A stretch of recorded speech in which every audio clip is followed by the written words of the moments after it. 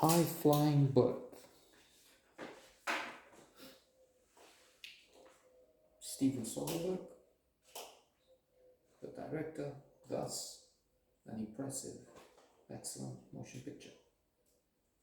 The only problem is to understand it or overstand it. Understand versus overstand is something read in superb Bear and His Daughter, a collection of short stories by Robert Stone, author of masterpieces like A Flag for Sunrise and Dog Soldiers. Bear and His Daughter itself, the novel, has been shortlisted for the Pulitzer Prize. And in it, there is a short story called Under the Pythons. The islands in the Caribbean, 4 people try to smuggle drugs and thus make a lot of money, run into trouble. However, they meet some Vincentians from Saint Vincent, yeah. And one of them is into ganja.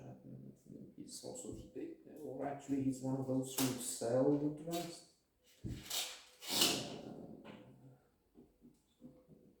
Notwithstanding that, he has some piece of philosophy. Understand is weak, lame.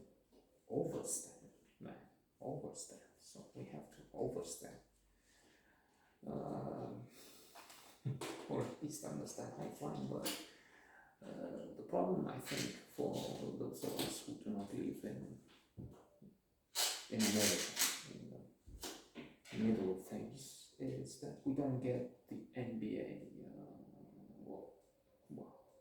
I would say most of us are the minority who know the games, the scores, the players, everything, the intricacies. But for one like me, and maybe you, because we're just 6 in this, 3 of us and maybe 3 of us watching all at the same time through the years.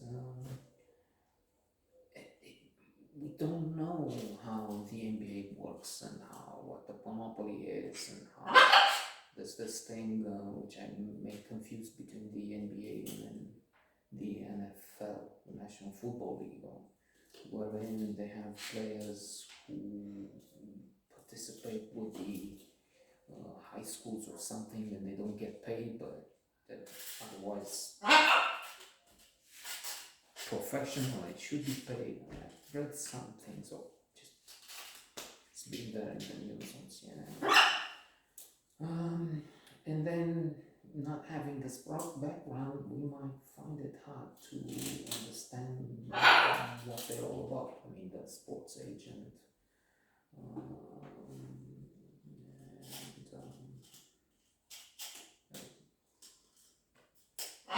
Ray, the coach.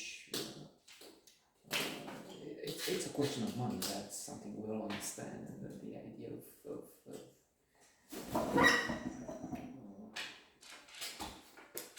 how absurd it can be. At one point, for instance, they meet 2 rivals, 2 young men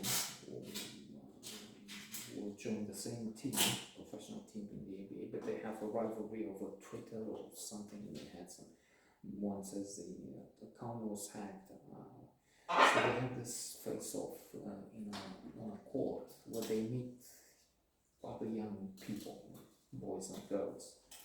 And it's not stage, or is it? Something I also don't.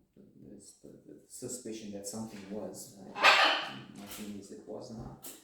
And then they play the game to see who, and then after that they see that it had in a short period of time 24 million views or something, and there's a potential to monetize this. Because people would be willing to pay, and indeed there's another such game organized in maybe Florida, where incidentally the idiot absolute idiot who should participate with the advertisements at the ceremonies for 9/11. Instead, he is commenting on a football match in Florida, or if he with somebody else fighting super heavyweight championship or some game anyway. So, and tickets sold for a lot, and there's interest there from giants of likes of YouTube, Facebook, and whatever. There's a possibility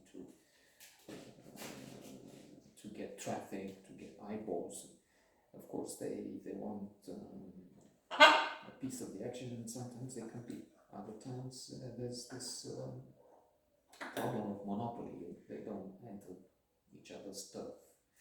Facebook is not making phones. Apple is not making social networks or something like that. And regulators and critics are worried that it's not good. There's no competition. They benefit and the rest of us customers don't. So yes, wonderful. Again, for this viewer, pity he didn't overstand a lot of what was going on.